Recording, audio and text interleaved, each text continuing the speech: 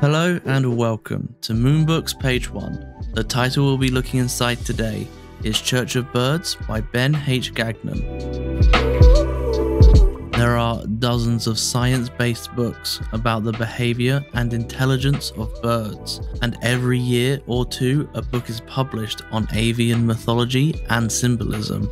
Church of Birds combines modern science and ancient myth to tell a long-forgotten story about the profound bond between humans and birds, a story much older than previously imagined.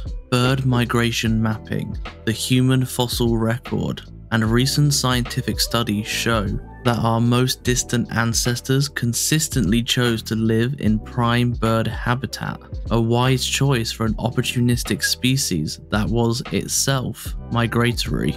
The earliest farmers settled in the prime bird habitat of serpentine river systems fed by the headwaters of volcanic mountain ranges. Before the advent of Judaism and Christianity, it was a nearly universal condition to perceive migratory birds as divine agents and messengers of the sun, delivering seeds every spring and carrying souls to the heaven in autumn. Describing highlights from the chapters ahead is ideally meant to get the juices flowing, but it's also a courtesy, so readers can decide if they are interested in proceeding. Highlights only become a problem when they are too bizarre for the average reader. For example, is it believable that across the ancient world, it was common for women to reach full term and give birth during the week-long winter solstice ceremonies, with reason to believe their child would grow up to be a hero or a king?